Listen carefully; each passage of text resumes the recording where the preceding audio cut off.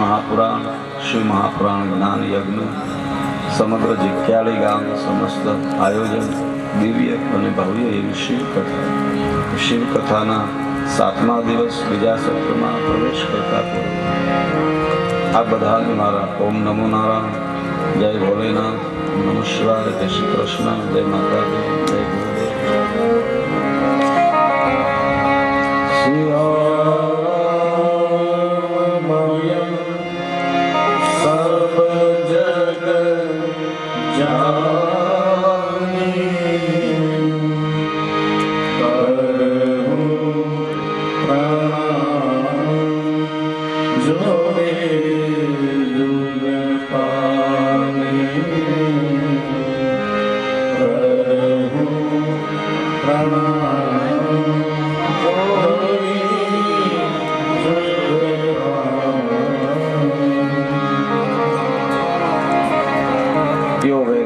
સ્વરૂપો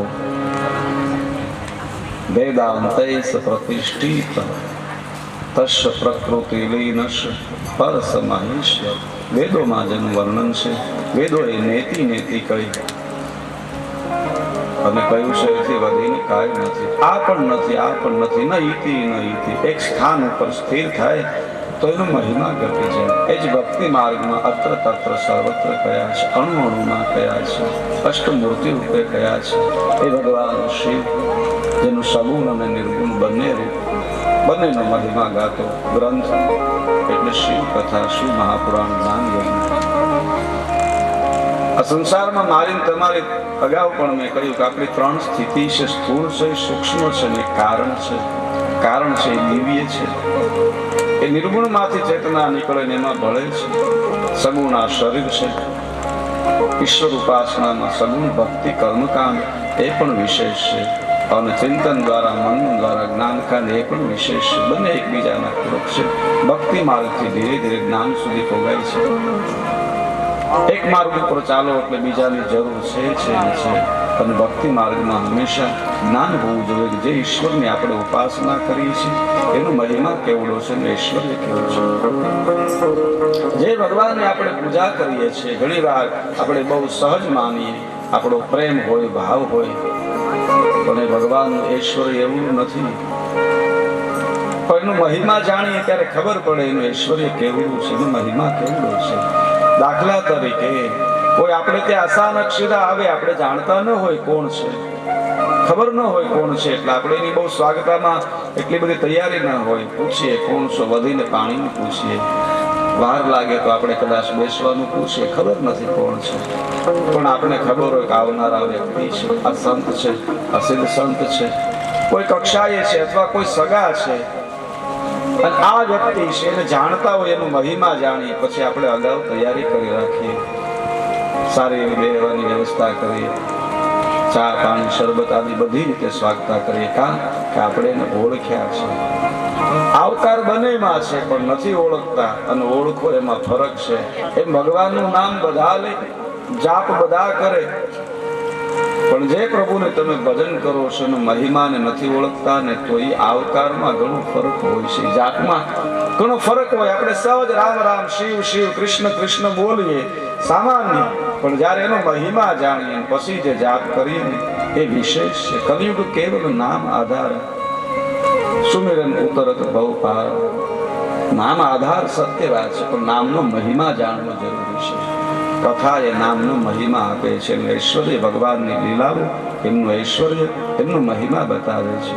એવી દિવ્ય કથા ભગવાન શિવનો જે મહિમા વર્ણવે છે એ શિવ કથાના 7મા દિવસમાં આપ સર્વ ગ્રામજનો, આપ સર્વ ભાવિક ભક્તજનો, બહારથી પધારેલા મહેમાનો, આ બધાનું અમે સ્વાગત કરીએ છીએ. ગામના પણ એનઆરજી નોન રેસિડેન્ટ જગ્યાજનો હોય એ બધાનું પણ અમે સ્વાગત કરીએ છીએ. દેવાદેવ મહાદેવ ભગવાન શિવની કથામાં પ્રવેશ કરીએ. થોડી વાર હરિનામ કીર્તન, પ્રભુ નામ કીર્તન. તમારે ખુટોડાથી નરેન્દ્રગીરી પધાર્યા છે, સ્વાગત છે આપનું. ગયા વર્ષે જે અમારી દિવ્ય કથા શિવ કથા 2 વર્ષ પહેલા જ્યાં થઈ હતી અને જ્યાંથી અમને ખૂબ વેગ મળ્યો, એમનું સ્વાગત છે. આપ સર્વ મહેમાનોનું સ્વાગત છે. મારે કનુભાઈ, બહુ આનંદની વાત છે. મારે પ્રવીણભાઈ ગજેરા કદાચ આવશે કથામાં, રવિશંકર મહારાજ સાથે શિવ યોગમાં જેમનું ખૂબ મોટું યોગદાન છે એમનું પણ હું સ્વાગત કરું છું. એક શિવ યોગી છે સુરતથી અમારે પ્રવીણભાઈ વાડીવાળા, રમણીભાઈ, આ બધાનું સ્વાગત છે. બધા જ મહેમાનો ભગવાન હરિનામ કીર્તન છે. આગળ આપણે કથામાં પ્રવેશ કરીએ. ઓમ નમઃ શિવાય. આજે બરોબર ને?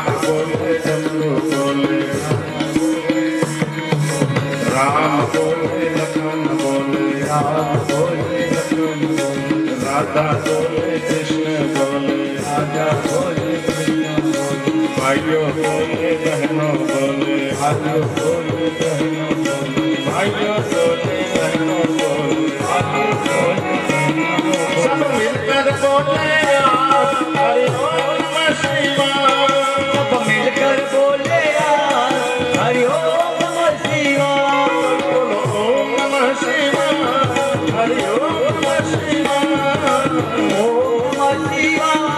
हरि ओम नमः शिवाय ओम नमः शिवाय हरि ओम नमः शिवाय ओम नमः शिवाय हरि ओम नमः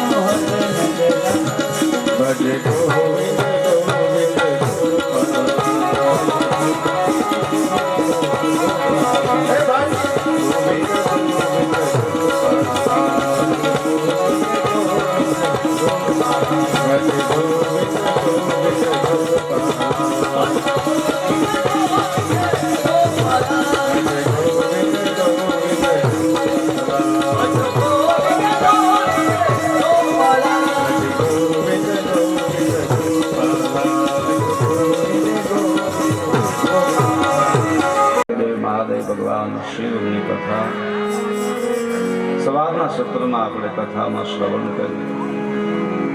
દેવોના રાજા એવા ઇન્દ્ર બળવાન બન્યા છે, શક્તિશાળી બન્યા છે, વજ્ર જેવું આયુધ મળ્યું છે.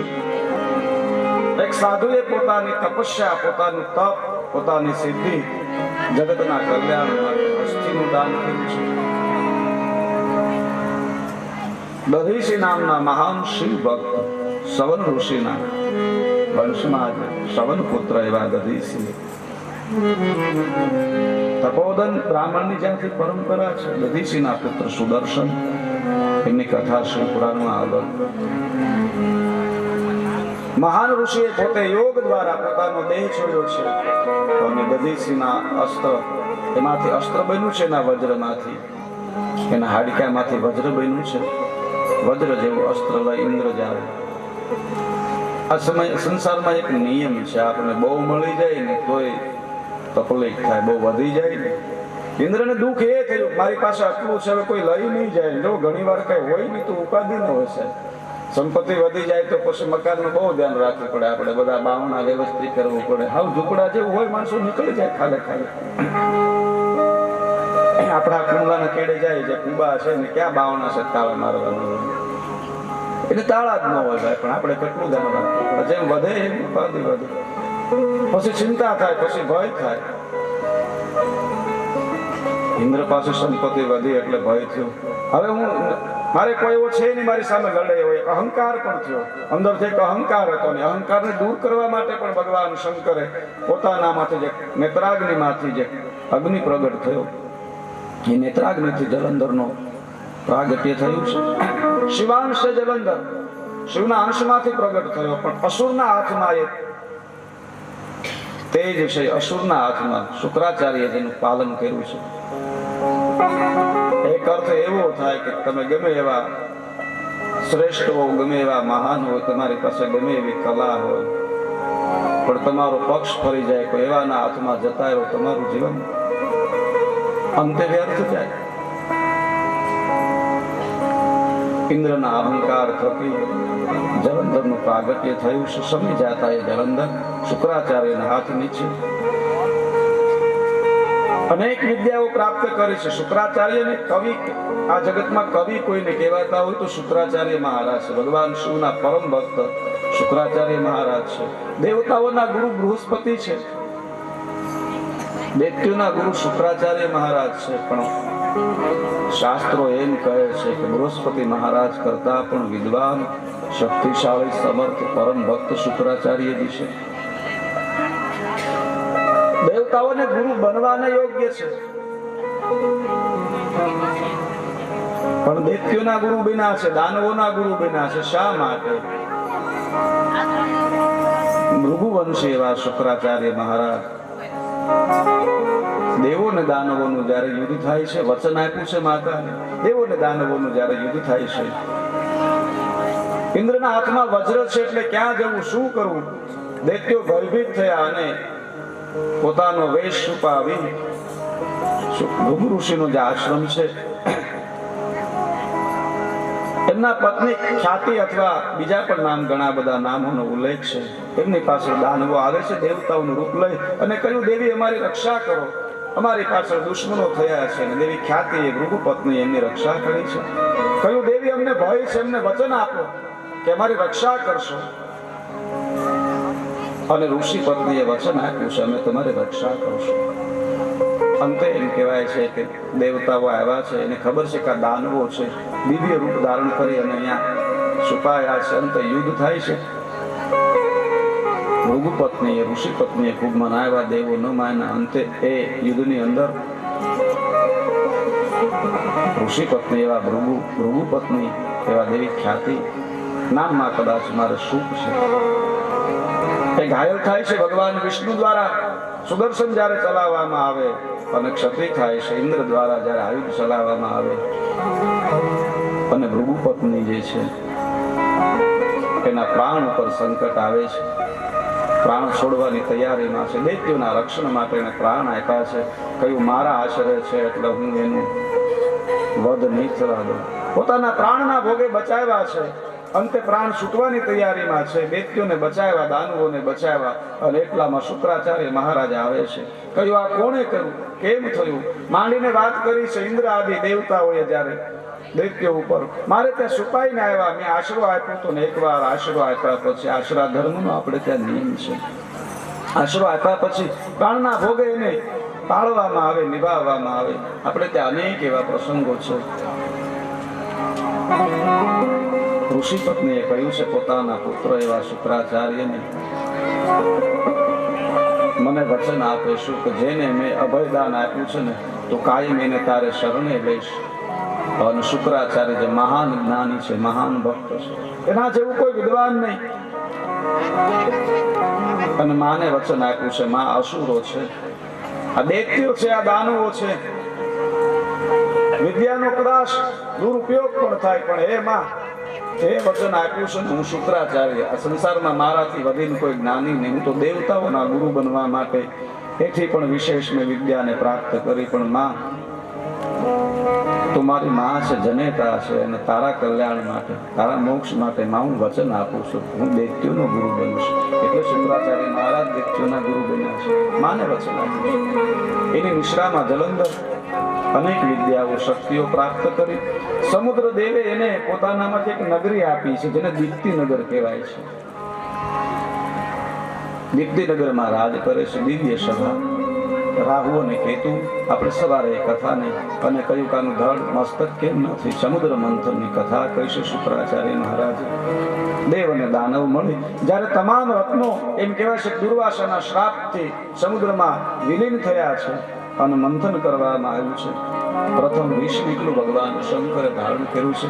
મહાદેવ કયા જગતમાં તમે કોઈ પણ કાર્ય કરો, વિષ આવશે ને એ હું પી જઈશ, પણ તમે સારા કાર્યનો આરંભ કરો. જીવનમાં, સંસારમાં, વ્યવહારમાં, લૌકિક વ્યવહારમાં કે આધ્યાત્મિકતામાં કોઈ પણ કાર્યનો આરંભ કરો ને એટલે એમાં સંકટ આવે, પણ મારા મહાદેવનું સ્મરણ હોય ને એટલે સંકટ નહીં, હરી લે એટલે તો હર કહેવાય છે, એનું પાન કરી જાય. બીજું રત્ન ઐરાવત હાથી નીકળો જે ઇન્દ્ર મહારાજે સ્વીકાર્યો છે. ત્રીજું કામધેનુ ગાય છે જે ઋષિ મુનિઓને આપવામાં આવી છે. ગાય ગાય છે.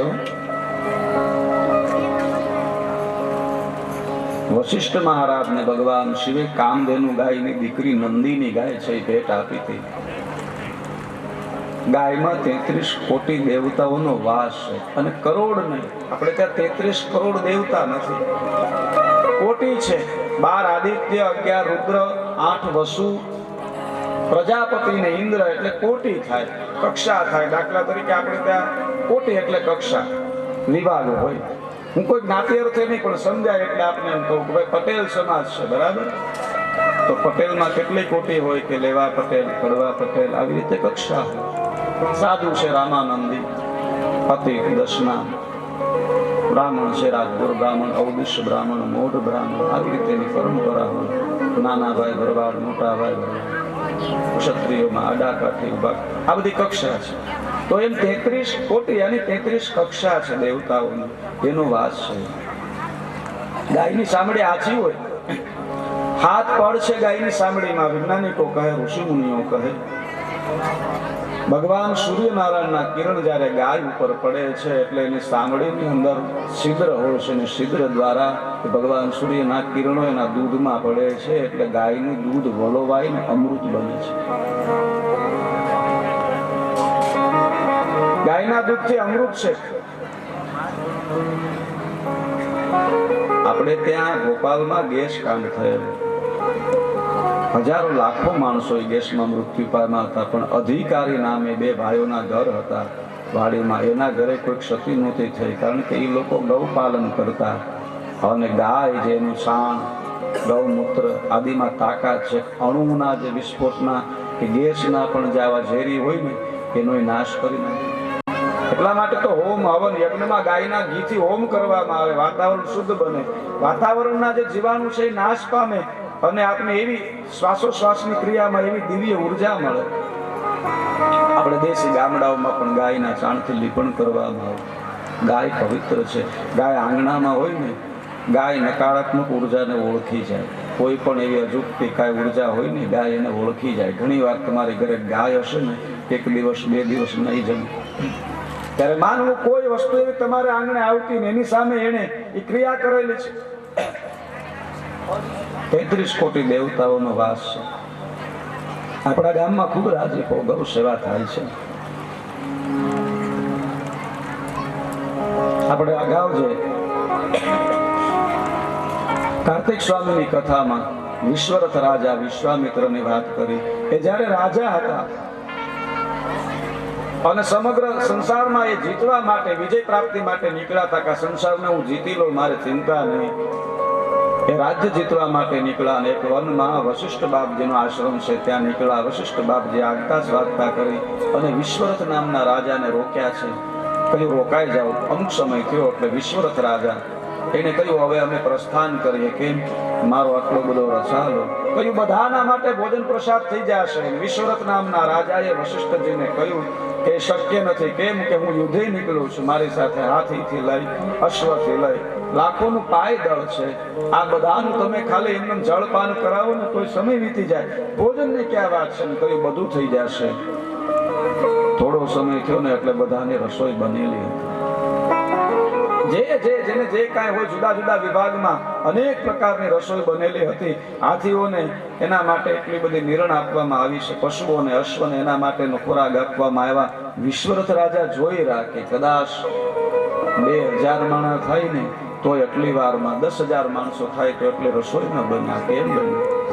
વશિષ્ઠ બાપજીને કહ્યું આ કેમ થયું? વશિષ્ઠજીએ કહ્યું મને ભગવાન શિવે નંદીની નામે ગાય આપી છે, જે કામધેનુની પુત્રી છે, જે ઈચ્છિત ફળ આપે, જેને આગળ જે માગો એ મળે. દિવ્ય ગાય છે. આપણી ઈચ્છા જે કાંઈ હોય ને પૂર્ણ કરે. વિશ્વરથ રાજાને એમ છે કે આખું જગત જીતવા જવું એ કરતા ગાય એક મળી જાય તો પછી કાંઈ બીજી સંપત્તિની જરૂર નથી. એટલે વિશ્વરથ રાજાએ ગાયની માંગણી કરી છે. વશિષ્ઠજીએ કહ્યું એવું શક્ય નથી. કે આ તો મારા વિદ્યાર્થીઓ માટે છે, જે આશ્રમની અંદર આવે ને જે ભણતા હોય ઋષિકુમારો માટે છે. આ આશ્રમ છે. આશ્રમમાં જગત કલ્યાણ માટે હોય છે. આપણે ઘણી ફેરું એમ થાય ફલાણી આશ્રમ જઈને જમાવટ છે, પણ એ જગત માટે છે, એના માટે નથી હોતું. એમ થાય કે આશ્રમમાં જમાવટ આ બધું, પણ સાધુને બધું મૂકીને જતું રહેવાનું હોય. એને કોણ શિષ્ય થાય, ક્યાં કુળમાંથી આવે, કાંઈ નક્કી ન હોય, બધું આપી દેવાનું હોય. આપણે તો દીકરા વારસદાર એને આપવાનું હોય. અંતે વિશ્વરથ રાજાએ હઠ કરી કે આપ તો મારા રાજ્યમાં રહો છો ને મને ના કહો તો જો ગાય આપી દે તો રાજ્યનો કેટલો વિકાસ થાય. ઋષિએ કહ્યું નહીં, આશ્રમની વસ્તુ આશ્રમમાં રહે. તમે રાજા છો, આશ્રમમાં દાન આપવું જોઈએ. આશ્રમમાંથી લેવાની વાત ન રહે. ધર્મના ક્ષેત્રમાં આપવું જોઈએ. સાધુ છે, બ્રાહ્મણ છે, એને આપવું જોઈએ. એના પાસેથી લેવાની ભાવના રાખો. આપ રાજા છે, અયોગ્ય છે. અને કહ્યું ગાય હું લઈ લઈશ, જો આપ નહીં આપો ને તો હું લઈ લઈશ. સિપાહીઓને કહ્યું ગાય છોડી લો. સિપાહીઓ જે ગાયને છોડવા માટે ગયા અને કામધેનુની દીકરી નંદિનીએ યોદ્ધાઓ પ્રગટ કર્યા છે. સિપાહીઓ મૂર્છિત થયા. એથી વધારે સિપાહીઓને મોકલા. અંતે તો એમ કહેવાય છે કે વાત યુદ્ધ સુધી પૂગી અને વિશ્વરથ નામના રાજાએ કહ્યું હુમલો કરો આશ્રમ ઉપર. આશ્રમને તહસ-નહસ કરીને ગાયને છોડી લે. વશિષ્ઠ બાપજીએ જઈ નંદીને આગળ સ્તુતિ કરી. રાજા લશ્કર સહિત હુમલો કરે છે. હે ગૌ માં, હે માં, રક્ષા કરીને ગાયે એવા યોદ્ધાઓ પ્રગટ કર્યા છે કે હુમલો કરે એ પેલા વિશ્વરથ રાજાની તમામ સેનાનો નાશ કરી નાખ્યો છે. હથિયાર સહિત બધું ભસ્મ કરી નાખ્યું. કેવળ વિશ્વરથ રાજા, એમને હાથમાં આયુધ પણ ન રહ્યા ને એકલા રહ્યા અને હતપ્રત થયા. આવું કેમ? પ્રાણ ઉપર સંકટ આવ્યું છે. વિશ્વરથ રાજા ત્યાંથી એમ કહેવાય પોતાના રાજ્યમાં આવ્યા. વિદ્વાનોની એમણે મીટિંગ કરી, વિદ્વાનોને બોલાવ્યા છે અને કહ્યું કે આટલું બધું લશ્કર ને એક ઋષિના આશ્રમમાં મારી હાર થયાનું કારણ શું? આ તાકાત કહી તો કે વચનની. અને વિશ્વરથ રાજાએ કહ્યું વશિષ્ઠ સામે હું જીત મેળવીશ. હથિયારથી ન પૂગ્યો તો ભજન નામનું હથિયાર, ભજન કરીને પણ એને એકવાર હરાવીશ. અને રાજપાટ છોડી વિશ્વરથ નામના રાજા જંગલની અંદર તપ કરે છે. હજારો વર્ષો તપસ્યા કરી છે. આપણે ઘણી ફેરો લખીએ કે હજારો વર્ષો કેમ ગણાય? પેલાની આયુ એટલી બધી હતી, પણ જ્યારે તમે તપ કરો એમાં ગ્રહણ આવે સૂર્યગ્રહણ હોય, ચંદ્રગ્રહણ હોય ને એમાં તમારે ક્ષણનું ભજન તપ થઈ જાય ને એમાં અનેક યુગો વીતી જાય છે. આપણી એક પરંપરા છે. ગ્રહણની અંદર તમે દાન આપો, જપ કરો, તપ કરો, એમાં સમય ચક્રના હજારો વર્ષો વીતી જાય. વિશ્વામિત્ર ઋષિ તપ કર્યું છે. ત્રિશંકુ નામના રાજાને સદેહ સ્વર્ગ જાવું હતું. વશિષ્ઠ બાપજી આગળ ગયા. વશિષ્ઠજીએ કહ્યું એવી કોઈ વિદ્યા નથી. વિશ્વામિત્ર પાસે આવ્યા છે કે મારે સદેહ સ્વર્ગ જાવું છે. વિશ્વામિત્રએ મોકલા. ઇન્દ્રએ એને પાછો ધકેલો છે. વિશ્વામિત્ર કહે શું કરો? વિશ્વામિત્રએ ભગવાન શિવના શિવરાત્રીનું વ્રત કર્યું છે. દિન મેઘ તત પુણ્યમ તિથિ રેશા મમ પ્રિયા શિવરાત્રી તિથિ ઇતિ વિખ્યાતા. ભગવાન શિવે કહ્યું છે કે શિવરાત્રીનો દિવસ એ વ્રત મને ખૂબ પ્રિય છે. આ વ્રત જે કરશે ને કુર્યાત લિંગ બેરિયો, મારી લિંગ અને બેર કહેતા મૂર્તિ એમાં જે પૂજા કરશે ને એને હું સૃષ્ટિના સર્જનની શક્તિ આપીશ, પાલનની શક્તિ આપીશ. સૃષ્ટિનું સર્જન એટલે બ્રહ્માએ જે આ સર્જન કર્યું ને એટલું ઐશ્વર્ય આપી. વિશ્વરથ રાજાએ ભગવાન શિવના શિવરાત્રીનું વ્રત કર્યું. વિશ્વામિત્ર ઋષિ મુનિ બન્યા છે અને એટલી કૃપા મેળવી મહાદેવની કે જેમ બ્રહ્મા સર્જન કરે એ મધ્યમાં બીજું સ્વર્ગ બનાવ્યું છે. ત્રિશંકુ રાજા માટે મધ્યમાં નહીં આકાશમાં, નહીં ઇન્દ્રના લોકમાં, નહીં પૃથ્વીમાં નવા સ્વર્ગની રચના કરી. ઇન્દ્રનું સ્વર્ગ ઝાંકવું પડે એવું સ્વર્ગ બનાવ્યું ભગવાન શિવના શિવરાત્રી વ્રતની ઉપાસના થકી. આટલું ઐશ્વર્ય પ્રાપ્ત કર્યું. અરે આકાશની અંદર એને ગાયત્રી મંત્રના દર્શન કર્યા છે. યુગોથી જે ગાયત્રી મંત્ર આપણે અગાઉ એમનું વર્ણન કર્યું. શિવ મહાપુરાણમાં ગાયત્રી મંત્રનો ખૂબ મહિમા છે. ગાયંતે ઇતિ ગાયત્રી ઓમ ભૂર્ભુવસ્વઃ તસ્ય વિતુર્વરેણ્યં ભર્ગો દેવસ્ય ધીમહિ ધિયો યો ન પ્રચોદયાત્. 24 અક્ષર સંસારની મૂળ રચના. ગાયત્રી મંત્રના દર્શન કર્યા. આટલું એમનું તપ. બીજું સ્વર્ગ બનાવ્યું પણ એને ગાય ન બનાવી શક્યા, ગાય ન પામી શક્યા. અને અંતે રાગ દ્વેષથી ક્રોધમાં આવીને વશિષ્ઠને કહ્યું છે હે વશિષ્ઠ, તમે મને નંદીની નથી આપી. તમે એક ગાય માટે મેં એટલો પુરુષાર્થ કર્યો છે. ભલે મને ગાય ન મળી પણ હવે હું એવું પ્રાણી બનાવીશ કે કળિયુગમાં તમારી ગાયની કિંમત નહીં હોય. અને અંકશાસ્ત્ર કહે છે વિશ્વામિત્રએ જે રાગ દ્વેષથી જે પ્રાણી બનાવ્યું ઇતિ વેરઝેરની ભાવનાથી, તમો ભાવનાથી હતી એટલે કાળી પડી ગઈ. અને કળયુગમાં એની કિંમત છે, ગાયની નથી. ગાય એ ગાય છે. એમાં 33 કોટી દેવતાનો વાસ છે. ગાયના દૂધમાં એ સામર્થ્ય છે, અમૃત છે. કામધેનુ ગાય નીકળી છે. વધારે વિસ્તાર ન લેતા. આજે મારા પરમ મિત્ર બાળ સખા અને સેલવાસ થયા મારે દર્શનભાઈ જોશી પધાર્યા છે. ખૂબ ખૂબ સ્વાગત છે. સુરતની માથે સેલવાસ અને એમ થયું ગામમાં જો આવો ઉત્સવ હોય, ગામને આંગણે ગંગા હોય તો ડૂબકી મારવા આપણે હરિદ્વાર સુધી જાય. આ ગામને આંગણે ગંગા છે. તમામ ગ્રામજનો આપણે રમણીકભાઈ શત્રુબાપા એમના દીકરા પ્રવીણભાઈ વાડીવાળા આ બધા મહેમાનો પધાર્યા છે. ગામને આંગણે ગંગા છે. એને થયું કેમ ના આવું. થોડી તબિયત નાદુરસ્ત હોવા છતાં પણ ઠીક સેલવાસથી બાળપણના મિત્ર છે. ખૂબ ખૂબ સ્વાગત છે. સાધુવાદ. ઉષ્ર સેવા નામે અશ્વ છે, ચોથું રત્ન છે જેને દૈત્યોએ લીધો છે. પાંચમું કૌસ્તુભમણિ છે, ભગવાન વિષ્ણુએ સ્વીકાર કર્યો છે. કલ્પ વૃક્ષ છે, ઇન્દ્રએ રાખ્યું છે. કલ્પના કરો ને એ મળે ઇતિ કલ્પ વૃક્ષ. સાતમી રંભા નામની અપ્સરા છે જેને લોક કલા માટે, નૃત્ય માટે સ્વર્ગની અપ્સરા તરીકે નિયુક્ત કરવામાં આવ્યા છે. આઠમાં લક્ષ્મીજી નીકળ્યા છે સમુદ્ર મંથનમાંથી. લક્ષ્મીજી 8મી સંખ્યા છે. ભગવાન વિષ્ણુએ કહ્યું છે હે દેવી, સમુદ્ર મંથન માંથી જયારે લક્ષ્મીજી નીકળ્યા અને ભગવાન વિષ્ણુ એમને વર્ણન કર્યું છે. દેવતાઓએ માતૃ ભાવનાથી દર્શન કર્યા છે. હે માં કલ્યાણ કરજો. અસુરોએ પ્રાપ્તિના ભાવનાથી દર્શન કર્યા છે. લક્ષ્મી છે ને માં છે. માની આગળ દાસ રહેવું પડે. લક્ષ્મીના માલિક ન હોઈ શકીએ. એ માતા છે. લક્ષ્મી કહેતા યશ, કીર્તિ, પૈસા. દેવતાઓએ માતૃભાવે વંદન કર્યા છે. માં એના પર પ્રસન્ન થયા છે. અસુરોનો ભાવ, આસુરી વૃત્તિનો ભાવ છે. નવમાં વારુણી નીકળ્યા છે. વારુણી એટલે એક એવું પીણું છે જેને મદિરા ન કહી શકાય. મદિરા અને વારુણી એમાં બહુ ફરક છે. સોમરસ છે મદિરા જે કહેવાય ને વારુણી એટલે શક્તિવર્ધક એક પીણું જે કહેવાય છે. મુશળ પર્વની અંદર મહાભારતની કથામાં, ભાગવતની કથામાં મુશળ પર્વમાં લખ્યું છે. ઘણો વિવાદ થયો થોડા સમય પહેલા, પણ એ શીઘ્ર થાય. ત્યારે બલરામજી જે છે, બલરામજીનો એક જ સ્વભાવ રહ્યો છે યાત્રા કરવાનો. હરેક પર્વત જે છે ને ભારત વર્ષના એ બધા પર્વતોને બલરામજીએ પ્રદક્ષિણા કરી છે. અને ત્યારે જે પર્વતરોહી બને અને થાક લાગે ત્યારે વારુણી પાન. વારુણી એટલે એની અંદર એટલા બધા રસાયણો ઉમેરવામાં આવે, અમુક વર્ષ સુધી એને જમીનમાં દાટી રાખવામાં આવે, એટલી ઔષધિ ઉમેરવામાં આવે, અને અમુક દિવસો પછી એ માટીના ઘડાને જ્યારે બહાર લાવવામાં આવે, શક્તિવર્ધક કે રસાયણ એટલે વારુણી. વારુણીનું વર્ણન છે. વારુણી કીધી, કોઈએ કીધું મદિરા પાન કર્યું નહીં. વારુણી એ જુદા અર્થે છે. મુશળ પર્વમાં કથા છે, એમાં વારુણીનું પાન કર્યું છે, મદિરા નહીં.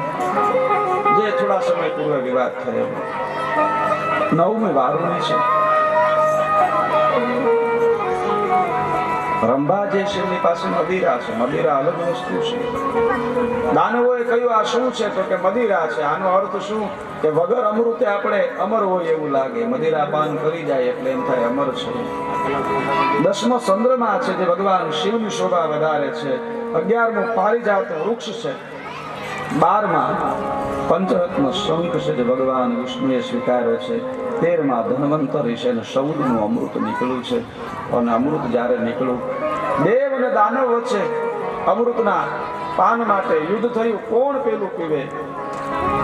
બલિરાજાએ અમૃતના કુંભને લઈ અને આકાશ માર્ગે નીકળ્યા છે. ઇન્દ્ર એમની પાછળ થયા છે. એમની વચ્ચે જ્યારે અમૃત કુંભ માટે ખેંચાકાણ થાય, એમાંથી 4 જગ્યાએ અમૃત છે. એમની બૂંદ 4 જગ્યાએ પડી છે. જે આજે પણ આપણે કુંભ, જ્યાં મહાકુંભ યોજવામાં આવે છે, હરિદ્વાર, ગોદાવરી તટે, નાસિક, 4 જગ્યાએ જ્યાં જ્યાં અમૃત પડ્યું છે ત્યાં મહાકુંભ, પ્રયાગની અંદર મહાકુંભ થાય છે. 12 વર્ષે મહાકુંભ થાય છે. એની પાછળ વૈજ્ઞાનિક કારણ પણ છે, પણ વધારે વિસ્તાર ન કરતા. અહીંયા શુક્રાચાર્ય કહે છે, હે જલંધર, દેવ અને દાનવમાં જ્યારે ખેંચતાણ થઈ ત્યારે ભગવાન વિષ્ણુએ મોહિની સ્વરૂપ ધારણ કર્યું છે. અને મોહિની સ્વરૂપ જોઈ અને દાનવોએ કહ્યું કે આ જે કન્યા જે સુંદરી છે ને એ વેચણી કરે અમને માન્ય છે. એટલે ભગવાન વિષ્ણુએ મોહિની સ્વરૂપે દેવ અને દાનવ એમને બંનેને એક સામે સામે પક્ષમાં બેસાડ્યા છે. દાનવોને કહ્યું છે શું કે આ જે અમૃત છે ને આ ઉપર આછું આછું હોય, નીચે ઘાટું હોય, એટલે માટે પેલા દેવતાઓને હું ફાયદો. દાનવો કહે મંજૂર છે. એ મોહિની, એ સુંદરી જે કહે એ મંજૂર છે. ભગવાનના મોહિની સ્વરૂપથી દાનવો મોહ પામ્યા છે, અનસ્વીકાર્યું છે. ભગવાન વિષ્ણુ મોહિની રૂપે જ્યારે દેવતાઓને અમૃત પાન કરાવે છે, અને ત્યારે આ રાહુ નામનો દૈત્ય દેવતાનું રૂપ લઈ અને દેવતાઓની જે લાઈન છે, જે પંગત છે તે આવીને બેઠો છે. ભગવાન સૂર્યનારાયણને ખબર પડી કે આ તો કોઈ દૈત્ય છે, એટલે તરત કહ્યું કોઈ દૈત્ય છે. ભગવાન વિષ્ણુએ સુદર્શન ચક્ર લઈ અને વેતું મૂક્યું છે. સુદર્શન ચક્રનો પ્રહાર કર્યો છે, પણ આ રાહુ છે અમૃત એના કંઠ, ધડ અને શરીર, મસ્તક બંનેને સ્પર્શી ગયું છે. ધડથી મસ્તક અલગ થયું, પણ અમૃત પાન બંને સ્પર્શ કરી જવાથી એ અમર બન્યો છે. હે જલંધર, આજે રાહુ છે એનું મસ્તક ભગવાન વિષ્ણુએ ધડથી અલગ કર્યું છે. જલંધરે કહ્યું કે દેવતાઓ પાસે જે સંપત્તિ છે હા એ સમુદ્રમાંથી નીકળી છે કે હા. અને જલંધરે કહ્યું તો હું સમુદ્રનો પુત્ર છું, એ બધી સંપત્તિ મારા પિતાની છે, મારા બાપની છે. એ સંપત્તિ મને મળવી જોવે. દેવતાઓને કહો બધી સંપત્તિ પાછી આપે. દૂતને મોકલ્યા છે, ઇન્દ્રએ ના કહી. અને જલંધર તો મહાશક્તિશાળી ઇન્દ્ર ઉપર ચડાઈ કરી છે. ભગવાન શિવના અંશથી પ્રગટ થયેલો જલંધર બાળ વયમાં બ્રહ્માજીની ડોક જે દબાવે અને બે એના આંખમાંથી આહુડા આવી જાય, જળજળિયા આવી જાય અને બ્રહ્માજીએ કહ્યું આનું નામ જલંધર છે. એવો શક્તિશાળી જલંધર, દેવતાઓ પરાસ્ત થયા છે. જલંધરે બધાને કેદ કર્યા છે, પોતાના દીપ્તિ નગરમાં લાવ્યો છે. દેવતાઓ પાસે દાસપણું કરાવે છે જલંધર. ત્રિલોકમાં જલંધરનું રાજ સ્થપાણું છે. સ્વર્ગ ઉપર જલંધરનું રાજ છે અને સ્વર્ગના દેવતાઓને પોતાના દીપ્તિ નગરમાં લાવી જલંધરે બધાને જુદા જુદા કાર્ય આપ્યા છે. કોઈને ખેતી કામ આપ્યું છે, કોઈને પશુપાલન આપ્યું છે. એ દેવતાઓ જે સ્વર્ગમાં રહે છે પરિવાર સ જલંધરના દાસ બન્યા છે. દેવતાઓની પત્નીઓ કહે છે આપણે કેટલું દુઃખ વેઠવાનું આવ્યું. દેવતાઓ દુઃખી થયા. અને ઘણી વાર એવું બને બહુ શ્રીમંત હોય ને અચાનક ગરીબાઈમાં જવાનું થાય તો કેવું થાય. તમે વિચાર કરો, આપણે જયારે સિટીમાં બધા રહે છે, બહુ મોટા મોટા સિટીમાં, ત્યાં તો બધું જીવન સારું હોય, પણ કોરોના આવ્યા જે દેહમાં આવવાનું થયું, પછી સુલે રોટલા ઘડવાના થયા, બીજે પાણી ભરવાના થયા છે. કેટલી કષ્ટી થાય કે આ તો આપણા જીવનનો એ અનુભવ ન હોય. કારણ કે ત્યાં તો બધું સહજ હોય, પાણી ભરવા જવાનું થાય, સુલે રોટલા કરવા ન થાય. દેવતાઓની પત્ની દુઃખી થઈ છે. શું કર્યું? દેવતાઓ દુઃખી થયા છે. કહ્યું આપણા રાજા એવા ઇન્દ્રએ ભગવાન શંકરને સાધુ રૂપે અપમાનિત કર્યાના એનું ફળ છે. ભગવાન શિવનું અપમાન થકી આપણા રાજાએ અપમાન કર્યું એટલે બધા દુઃખી છે. કહીએ શું કરીએ? એટલે દેવતાઓએ કહ્યું કે હવે એક જ ઉપાય છે. શું? ખાનગી આપણે ગુપ્ત રીતે ભગવાન શિવનું પૂજન કરીએ. દેવતાઓની પત્નીઓ, દેવતાઓ જે જે કામ આપ્યું છે, કોઈ પશુપાલનનું કામ કરે છે ત્યાં ભગવાન શિવનું સ્મરણ કરે, ખેતી કામ કરતા શિવનું સ્મરણ કરે. જુદા જુદા કામ જલંધરે આપ્યા છે. ભગવાન વિષ્ણુને સ્તુતિ કરી. કથા તો એવી છે, પ્રભુ અમને બચાવો. ભગવાન વિષ્ણુ દેવતાઓના કાર્ય માટે, યુદ્ધ માટે, લડવા માટે નીકળ્યા છે. અને જેવા યુદ્ધ માટે લડવા માટે પ્રસ્થાન કરે, દેવી લક્ષ્મીએ કહ્યું પ્રભુ આપનું પ્રસ્થાન ક્યાં સંદર્ભે છે? અને કહ્યું દેવતાઓએ મને સ્તુતિ કરી છે, જલંધરે દેવતાઓને દાસ બનાવ્યા છે, માટે એની સાથે યુદ્ધ કરવા જાઉં છું. દેવી લક્ષ્મીએ કહ્યું જલંધર સમુદ્રમાંથી પ્રગટ થયો છે, મારો ભાઈ છે. અહમ તે વલ્લભા નાથ ભક્તા યદિ સર્વદા. હે પ્રભુ, જો હું આપની પ્રાણ વલ્લભા હો, આપને ખૂબ પ્રિય હો, તો મને વચન આપો. શું? મમ ભ્રાતા યુદ્ધે વદ્ય, તમે મારા ભાઈનો વધ નહીં કરો. લક્ષ્મીજી ભગવાન વિષ્ણુને વચને બાંધ્યા છે. ભાઈ છે ને, જેવું સમુદ્રમાંથી જેનું પ્રાગટ્ય થયું છે, ભગવાન વિષ્ણુ યુદ્ધના મેદાનમાં આવ્યા છે, પણ દેવી લક્ષ્મીને વચન આપ્યું છે. બેન બેન હોય છે, જેવું સાસરે હોય તો ઠેસ લાગે તો એમ કે ખમા મારા વીરા, અસ્તિ અસાવતી ત્યાગ બતાવતી, નાનપણની એ બેલડી વાગતા ઠોકર દેતી ઘણી ખમાવું. બેન બેન હોય છે. દેવી લક્ષ્મીએ જલંધરને પોતાનું ભાઈ માન્યું. ભગવાન વિષ્ણુ આગળ વચન લીધું. ભગવાન વિષ્ણુ યુદ્ધના મેદાનમાં આવ્યા છે.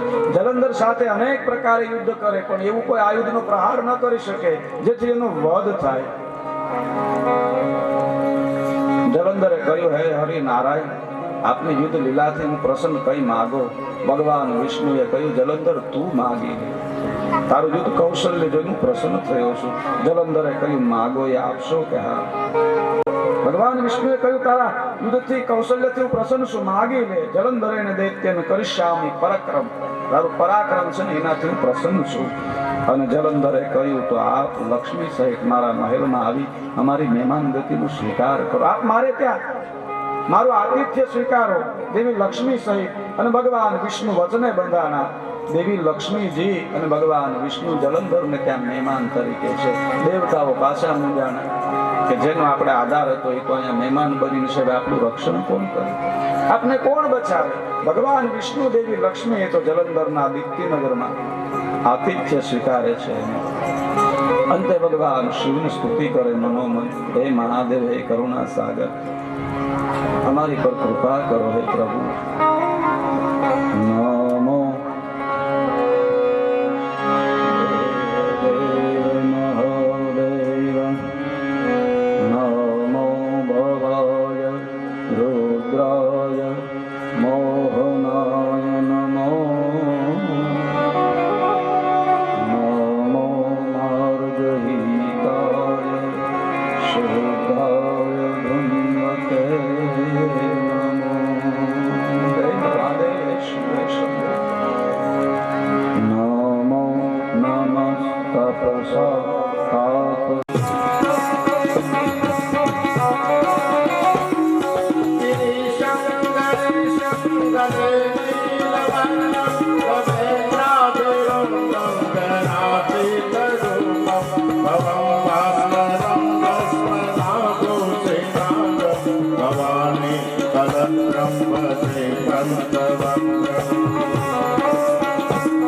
શિવાકાંત શંભો શંકર મહેશાન શુલિન્દ્રતા દૂતકારે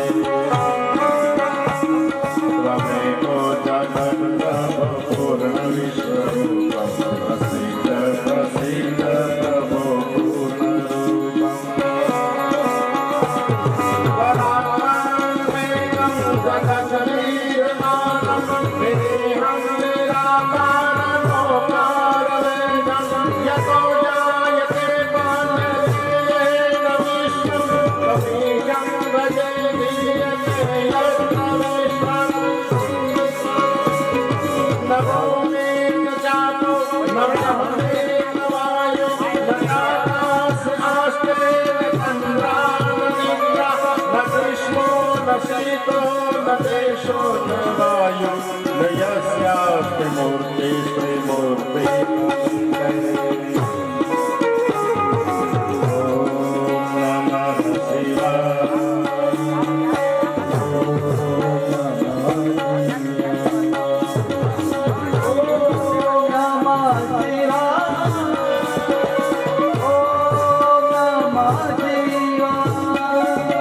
અજં શાશ્વतं કારણાકારણાનાં શિવદ્રંદनं વાસકં વાસકાનાં તુરીયં પ્રમઃ પારમાનં દૈવં પ્રપદ્યે પરં પાવनं દૈવં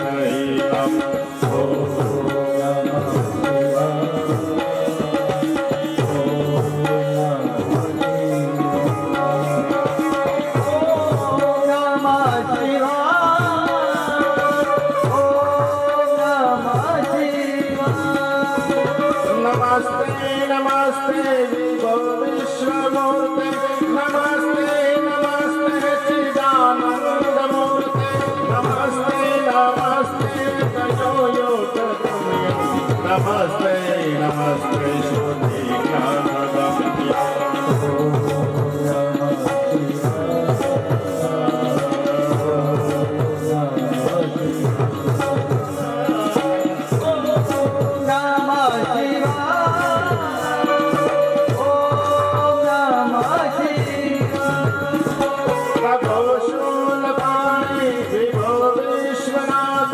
महादेव शंभो महेश त्रिनेत्र शिवाकांत शांत स्मरारे पुकारे अधन्यो वरण्यो समाप्यो नगण्य शंभो महेश करुणामय शुभाने गौरी पदे पशुपते पशुपाते आगस्त्य आशिषकरे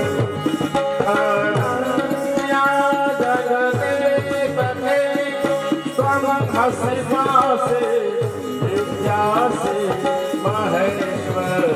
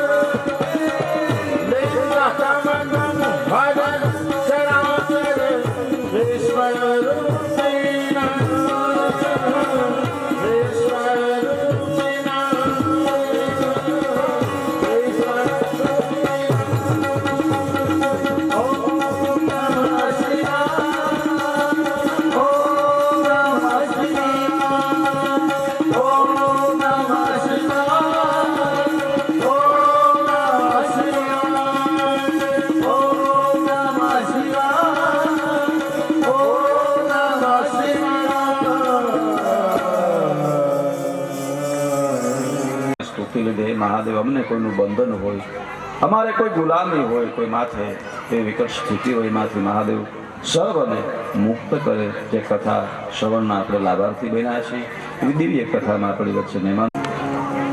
મહાદેવને જ્યારે જ્યારે યાદ કરો, સંકટ સમય યાદ કરો, ભગવાન શિવ કૃપા કરે, પ્રેરણા કરે. શિવ શિવ છે, મેં અગાઉ પણ કહ્યું, શિવ ધ્યાનના દેવ છે, યોગના દેવ છે, સાંભળવી માયા. મેં સવારે વાત કરી, અમારે પ્રવીણભાઈ ગજેરાભાઈ જ્યારે શ્રી શ્રી રવિશંકર મહારાજ એમના કેમ્પમાં જતા હોય તેમાં ધીરે ધીરે સાંભળવી માયાની એ બી આ સ્થિતિ આવશે જેનું વર્ણન છે. આપ શ્રોતા તરીકે છું, હું રાજીપો અનુભવું. શિવ યોગ જે છે કહેવાનું તાત્પર્ય, આજે અમારા ડોક્ટર દેહાઈ સાહેબ આપણી વચ્ચે આવ્યા છે અને મહાદેવની કૃપા છે, કારણ કે નવરા છે મહાદેવની કૃપા ને, નહીતર તો એટલે એ ભોળાનાથની દયા જ હોય ને, એટલે એને સમય છે, એટલે ગામ ઉપર મહાદેવની કૃપા છે. દેસાઈ સાહેબ આવ્યા છે અને ખૂબ રાજીપો. કોરોના જેવા સમયે એમણે પોતાની વ્યક્તિગત એટલી બધી જવાબદારી લઈ અને આપણા ગામનો એક પણ કેસ ન થયો, બહાર ન ગયો, એમાં એનું ઘણું યોગદાન છે. એકવાર તાળીઓથી વધાવી. પોતાની નિજી એ વ્યક્તિગત અને ખૂબ સારી એક નિષ્ઠાવાન એક ભક્ત માણસ છે, એટલે પોતાના જે ક્ષેત્ર છે એને પ્રેમ કરે છે. ખૂબ ખૂબ રાજીપો. અહીંયા દેવતા હોય, ભગવાન શિવને યાદ કર્યા છે. મહાદેવ જલંધરની આજે અમારે પીડા છે, ગુલામી છે, એમાંથી મુક્ત કરાવે. મહારાજ ઇન્દ્રનો દોષ છે, દેવતાઓની પત્નીઓએ પણ ભગવાન શિવનું સ્મરણ કર્યું છે, વ્રત કર્યા છે. અને મહાદેવ છે, શિવ છે, કારણ કે ભગવાન વિષ્ણુ તો જ્યાં મહેમાન થઈને મહેમાન ગતિ સ્વીકારે છે, દેવતાઓ જાય કે જલંધરની નગરીમાં ગુલામી કરવી પડે. ખૂબ શ્રીમંતાય હોય ને પછી દાસપણું તો કેટલું અઘરું પડે. આ તો દેવતાઓ છે, દેવતાની પત્નીઓ છે. ભગવાન શિવનું સ્મરણ કર્યું. મહાદેવ ભક્ત વત્સલ છે, કરુણા સાગર છે, અને ભગવાન અમુક કાર્યો પ્રેરણા થકી કરે. ભગવાન શંકરે નારદને પ્રેરણા કરી છે. ઘણી વાર આપણે એમ થાય ને, આપણે ભગવાનનું ભજન કરી, ભગવાન રૂબરૂ દેવાના આવી પ્રેરણા કરે. આપણે દિવ્ય કાર્ય કરવું હોય, મહાદેવ આગળ પ્રાર્થના કરો, બધાને પ્રેરણા કરે. જુઓ, આ આખું કાર્ય બન્યું છે, આપણે કથાનું મળ્યું છે, કેના થકી? પ્રેરણા થકી. ભગવાન હંમેશા પ્રેરણા દ્વારા આવે, કોઈને પ્રેરણા કરે. તમારા આંગણે કોઈ પ્રસંગ હોય, તમારી પાસે કાંઈ ન હોય, ભગવાન આગળ તમે સ્તુતિ કરો, તમને 5 મિત્રો કોઈ સહયોગી મળી જાય, ભગવાન એને પ્રેરણા કરે. માણસના ચિત્તમાં પ્રેરણા રૂપે આવે છે. ભગવાને નારદજીને પ્રેરણા કરી છે. નારદજી દીપ્તિનગરમાં આવ્યા છે. જય હો. આજે આપણી કથામાં આઈસ્ક્રીમ શત્રુભાઈ રમણીભાઈ નસીક અને પ્રવીણભાઈ વાડીવાળા એમના તરફથી છે. આપણે એમને પણ તાળીઓથી વધાવીએ. જય હો. અને પાછું હાઈ ક્લાસ મોટી પેલું કોઠી આઈસ્ક્રીમ એ છે. નહીતર તો એવી રીતે હોય, આપણે મેં અગાઉ પણ કહ્યું, જયા પાર્વતીનું વ્રત આવે, વ્રત રાખીએ આપણે. ગૌરીનું વ્રત રાખીને બેનો, ગૌરીનું વ્રત રાખીને વચ્ચે સમય છે, વિસ્તાર થોડો બીજો લઉં. અંતરમાં અનુરાગે છે, ગૌરીનું વ્રત રાખીને બહેનો. અંતરમાં અનુરાગે છે, સહિયર સર્વે સાથે મળીને રાત આખી તો જાગે છે. ગૌરીનું વ્રત રાખીને બહેનો, અંતરમાં અનુરાગે છે.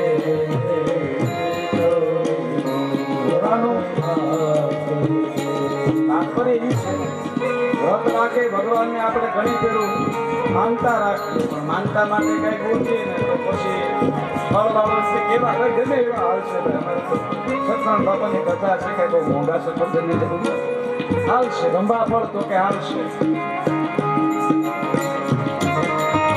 મેં અગાઉ પણ કહ્યું, આપણે ભગવાનની સાથે ભગવાન ભાવનાના ભૂખ્યા છે. એવું નથી આગ લઈ જાઓ, પણ જ્યારે આપો ને ત્યારે એકદમ ભાવ હોવો જોઈએ, શ્રદ્ધાથી આપો, પૂર્ણતાથી આપી. ભગવાન સાથે આપણે બનાવટ ન કરાય. અમારે મગનભાઈ બાપુએ લખ્યું છે, લૌકિક વાત જયા પાર્વતીનું વ્રત રાખે, નાની રૂપારી આવી જાય. ભગવાનની જેવી પૂજા હાસ્ય માટે છે, તમારે એવું નથી. પણ જેવું ભગવાનને અર્પણ કરો એવું ભગવાન તમને આપે છે.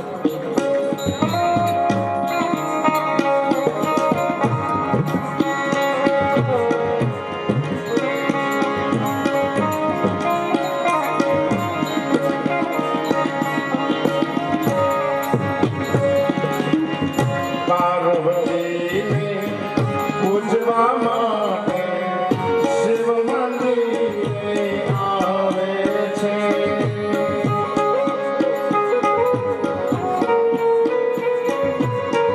પાર્વતીને પૂજવા માટે શિવ મંદિરે આવે છે. વર્ષ આખાનો બળકર પૂજાવો માતાજીને ધરાવે છે. ગૌરીનો પ્રગટાવીને બહેનો અંતરમાં અનુરાગે છે. ગૌરીનો પ્રગટાવીને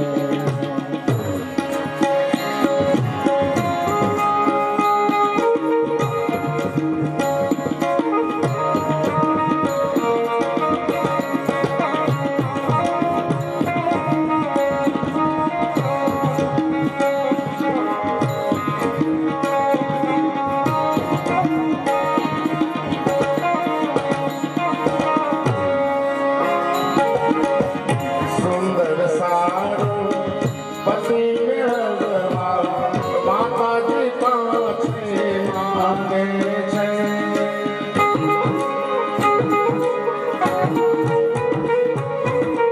સુંદર સારું પતિ મેળવવા માતાજી પાસે માંગે છે. અખંડ દેહ મારું છોડીને ચાંદલો પાવડરી માતા દે છે. ગૌરીનું વ્રત રાખીને રાખે છે. ગૌરીનું વ્રત રાખીને પણ જેવું વ્રત કરો એવું ફળ મળે. જેવી ભાવના ભગવાન એવી આપે. અને આ તો એક પૂર્વમાં લખ્યું છે. અત્યારે કહેવાનો ભાવ એવો કે તમે નાની હોપારી લાવો, નાની સુંદરી લાવો. ભગવાનનું વ્રત હોય ભલે ઓછી વસ્તુ, સારી વસ્તુ લઈ જાય. પણ સદા જે વ્રત કરે છે એને વખાણું છું. હવે તો વ્રત જ નીકળી ગયા છે. મને યાદ છે નાનો હતો, મારા હર્ષાબેન આ બેઠા, એ બધા જે મોટા બહેનો બધા વ્રત કરતા મંદિરમાં આમતા નહીં ત્યારે 5-5, 7-8 ઘેરા થતા. એટલું બધું વ્રતની દિવ્યતા અને ભવ્ય રીતે એક ભાવના હતી. હવે તો વ્રત જતાયા છે. હવે રાખે એ જ યોગ્ય છે. હવે તો થાય જ વાત બરાબર.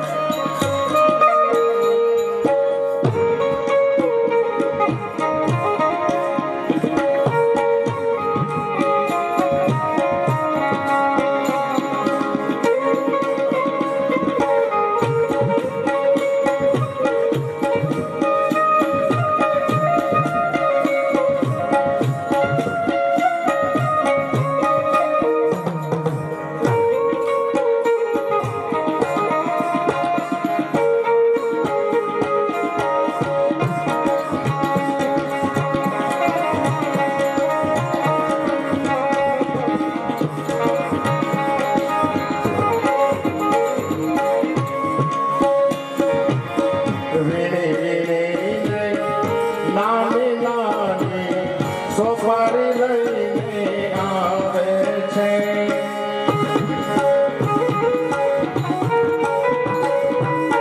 ભાવના પૂજા છે, ભાવના છે. જેવી ભાવના એવું મળે. અહીંયા કહેવાનો અર્થ દેવતાઓએ જ્યારે સ્તુતિ કરી ભગવાન અને મહાદેવે પ્રેરણા કરી છે. ભગવાન પ્રેરણા થકી આવે છે. આમાં તમે બેઠા હશો ને એમ તો કે આવી ગરમી છે ને આમાં કાલ કોકનો વિચાર આવ્યો કે આમાં આઈસ્ક્રીમ હોય તો મજા આવી જાય. ભગવાન પ્રેરણા કરે. તો પ્રવીણભાઈ વાડેવાળા સતુભાઈ આપણે રમણીભાઈના દીકરા આવ્યા, એમને વિચાર પ્રેરણા કરે ભાઈ તમે આઈસ્ક્રીમ કાલે ખવડાવજો. આમાં કોકને વિચાર થયો જ હોય કે આપણે હાલો આઈસ્ક્રીમ કંઈક ખાઈ તો મજા આવે. પ્રેરણાથી ભગવાન પ્રેરણા કરે. ભગવાનની સ્તુતિ પ્રાર્થના કરો, પ્રેરણા કરો. દેવતાઓએ જ્યારે સ્તુતિ કરી, ભગવાનને પ્રેરણા કરી, નારદજી દીપ્તિનગરમાં આવ્યા છે, જલંધરની નગરીમાં આવ્યા છે. જલંધરની નગરીનું નામ દીપ્તિનગર છે. અને દીપ્તિનગર મેં હવારે પણ કહ્યું, ત્યાં જે લોકો જાય ઘરે કીધા વગર જાય. એક હિંગળાજ પરખવા જાય ને, ત્યાં એનો એક નિયમ છે કે ઘરે જાણ ન કરવી. હિંગળાજ પરખવા જાય ને એક માણસ દીપ્તિનગર જાય, જાણ ન કરે.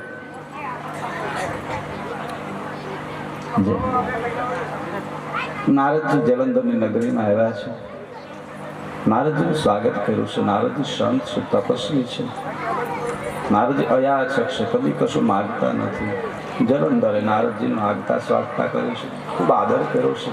અંતે જલંધરે નારદજીને કહ્યું, હે મહામુનિ, હે બ્રહ્મર્ષિ, હે દેવર્ષિ, હાલો હું તમને મારું ઐશ્વર્ય બતાવું. જલંધરે પોતાની બધી ધન સંપત્તિ બતાવી છે. નારદજીએ વાતમાં જલંધરને કહ્યું, જલંધર, તારી પાસે સમુદ્રની બધી સંપત્તિ તે પ્રાપ્ત કરી છે દેવતાઓ પાસેથી. કે હા, ચાલો હું તમને બતાવું. જલંધરે પોતાની બધી સંપત્તિ બતાવવા લાગ્યું છે.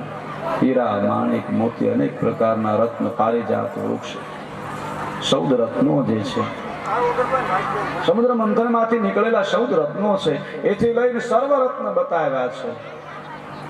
જલંધરે નારદને પોતાની સંપત્તિ બતાવી છે. મેં અગાઉ પણ કહ્યું, સાધુને સંપત્તિ ન બતાવવાની હોય તો સંસ્કારથી પ્રસન્ન થાય, એ તો તમારા ગુણોથી રાજી થાય. એને સંપત્તિ સાથે શું લેવા દેવા? નારદને સંપત્તિ બતાવી છે. નારદજીએ બધી સંપત્તિના વખાણ કર્યા છે. નારદજી દેવતાઓનું કાર્ય કરવા માટે આવ્યા છે. જલંધરે એક સંપત્તિ બતાવી, જો આ સંપત્તિ, આ સંપત્તિ, આવી રીતે મારી પાસે આ છે, આ છે, આ છે, એટલી વસ્તુ છે. નારદજી કહે, બધી વાત સાચી, તારી પાસે ખૂબ સંપત્તિ છે, એમાં ના નહીં. પણ જલંધર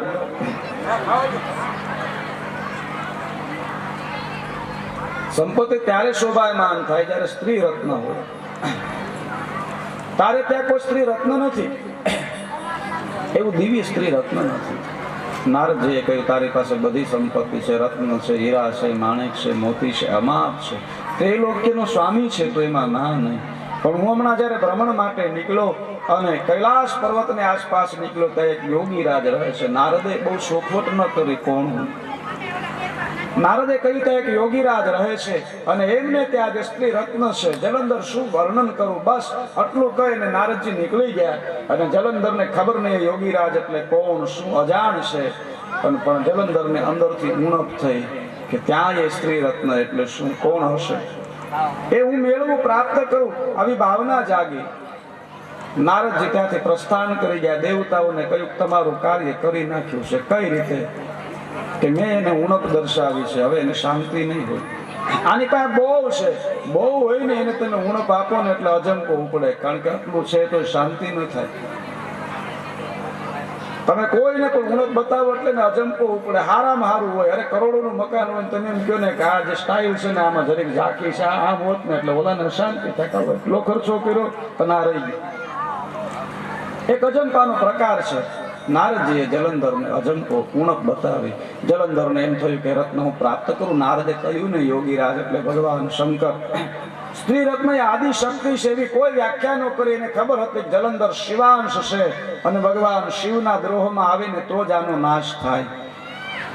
નારદજી પોતાનું કાર્ય કરી જલંધરને ઉણપ બતાવી નીકળી ગયા છે. પ્રસ્થાન કર્યું. જલંધરે પોતાના દૂત એવા રાહુ નામનો એક જલંધરનો દૂત છે, એને કહ્યું, જા એ કૈલાસ પર્વત ઉપર જે યોગીરાજ છે એને કહે એ સ્ત્રી રત્ન અમે પ્રાપ્ત કરવા માંગીએ છીએ, માટે સુપ્રત કરે. અને રાહુ નામનો જલંધરનો એ દૂત કૈલાસ પર્વત ઉપર આવીને પોતાનો જે સંદેશો એના સ્વામી છે એનો સંદેશો કહ્યો છે. આટલી જ આ વાત કરી ભગવાન શંકરને ક્રોધ થયો અને પોતાનામાં જે ગણને પ્રગટ કર્યો છે. અને જેવો ગણ પ્રગટ થયો પણ સિંહ મુખ છે, જેનું વિશાળ શરીર છે, સિંહ મુખ જેનું છે. અને જલંધરના રાહુ નામના ગણને એ ખાવા માટે, ભક્ષણ કરવા માટે દોડ્યો છે. જલંધરનો દૂત કાળ ભાળે ક્યાં જાય, દોડે છે કૈલાસ પર્વત ઉપર, કોણ બચાવે? અંતે માં ભવાનીના શરણે ગયો, કહ્યું, હે માં ક્ષમા કરો, આ ભગવાન શંકરનો આ ગણ મારું ભક્ષણ કરી જશે. દેવી પાર્વતી એને આશરો ક્ષમા આપી છે. ભગવાન શિવને કહ્યું, મારા શરણે આવ્યો છું, ક્ષમા કરો. ભગવાન શિવે એ ગણ જે પ્રગટ થયો હતો એને કહ્યું, થંભી જા. એ ગણે કહ્યું, પ્રભુ દેવ દેવ મહાદેવ કરુણાકર શંકર ત્યાદિતમ મમ ભક્ષતે શરણાગત વત્સલ, તમે મારો ખોરાક છે એ છોડાયો છે પ્રભુ, તમે મને આજ્ઞા કરીને હા કે આ ગણ ને આ દૂત ને તું ખાઈ જા, અને મને અંદરથી ક્ષુધા ઉપડી એટલે એને ખાવા માટે દોડ્યો. ત્યાદિતમ મમ ભક્ષમ, તમે મારું ભોજન એનો ત્યાગ કરાયો છે પ્રભુ. ક્ષુધામાં બાદ તે સ્વામી અંદર એટલી બધી ભૂખ લાગી છે, અને ભાડા ભેગા અસુરને ખાવાની ઈચ્છા હતી ભગવાન શિવના ગણ, મને એટલી બધી અંદરથી ભૂખ લાગી છે. ક્ષુધામાં બાદ તે સ્વામી, આ સુધાને શાંત કરવા માટે શું કરું? મને ભૂખ લાગી એના માટે. કી ભક્ષમ મમ દેવેશ, મારે શું ખાવું મને કહો. ભગવાન શંકર કે તને ભૂખ લાગી છે? હા. કે તું તને ખા, તું તમે ખાઈ જા, આવી આજ્ઞા કરી. કહ્યું પ્રભુ જેવી આપને આજ્ઞા. અને એ ગણે પોતાના શરીરને ખાવા લાગે છે. સિંહ મુખ છે, પોતાના પગ ખાધા છે, પોતાનું શરીર ખાવા લાગે છે. કેવળ મસ્તક રહ્યું છે, મસ્તકથી અમુક ભાગ રહ્યો છે. અને ભગવાન શિવે કહ્યું છે, હે મહાગણ ધન્ય સત્વમ મહા આજ્ઞા પ્રતિપાલક, હે ગણ તારા ઉપર પ્રસન્ન થયો છું, તું અટકી જા, તે મારી આજ્ઞાનું પાલન કર્યું છે. હું તને વરદાન આપું છું, તારું નામ કીર્તિમુખ છે, તારું કાયમ મારા શિવાલયમાં સ્થાન હશે. એ ગણનું નામ કીર્તિમુખ રાખવામાં આવ્યું છે. મારા પ્રવેશ દ્વારે તારું સ્થાન હશે. આપણે મંદિરની અંદર પ્રવેશીએ ત્યારે દરવાજાની ઉપર એ કીર્તિમુખનું સ્થાન છે. મારી પૂજામાં જે તારી યાદી કરશે ને, હું એનો પૂજાનો સ્વીકાર કરીશ. ભગવાન શિવની પૂજામાં પહેલું નામ કીર્તિમુખનું જ્યારે આપણે માનસિક પૂજા કરીએ ત્યારે લેવામાં આવે છે. ભગવાન શિવ આગળ સ્તુતિ કરીએ ત્યારે એમના એક ગણ એ કીર્તિમુખને યાદ કરવામાં આવે. ઘણી જગ્યાએ સ્થાપના હોય છે કીર્તિમુખની. અહીંયા ભગવાન શંકરનો એ ગણ શિવાલયમાં પોતે સ્થાન પામ્યું છે. કીર્તિમુખ નામ છે. શિવ પૂજામાં જેની યાદી નિત્ય થાય. જલંધરનો એ દૂત દૈત્ય નગરીમાં આવ્યો છે, વાત કરી છે. જલંધરે યુદ્ધની તૈયારી કરી છે. ભગવાન શંકર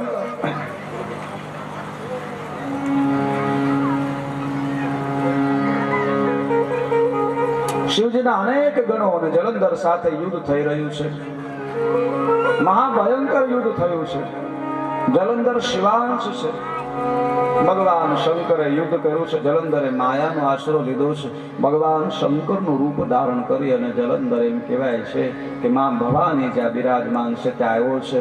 અને ભગવાન શંકરનું સ્વરૂપ ધારણ કર્યું તો જલંધરે મહાદોષ માં ભવાની એમ કહેવાય છે કે માન સરોવર પ્રસ્થાન કર્યું છે. માન સરોવર સુધી માં ભગવતે પોતાનું દિવ્ય રૂપ માન સરોવર માંથી પ્રગટ થયા છે.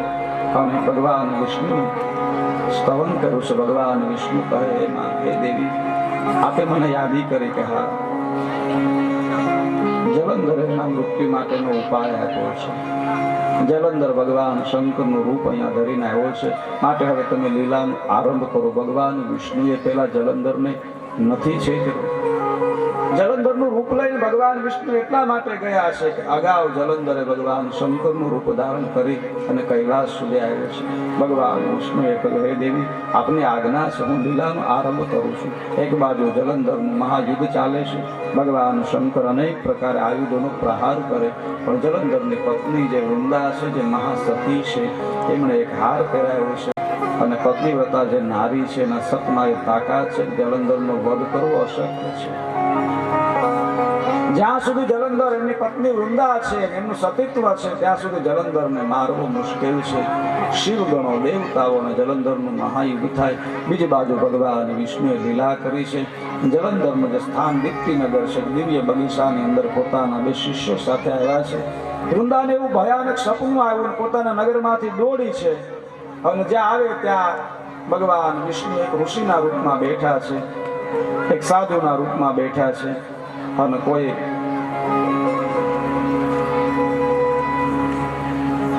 દિવ્ય રીતે અનેક લીલાઓનું અનેક ચમત્કારોનું પોતે ત્યાં દર્શન કરાવે છે. વૃંદાને ડર લાગ્યો, મારો પતિ યુદ્ધમાં છે, સ્થિતિ કઈ હશે?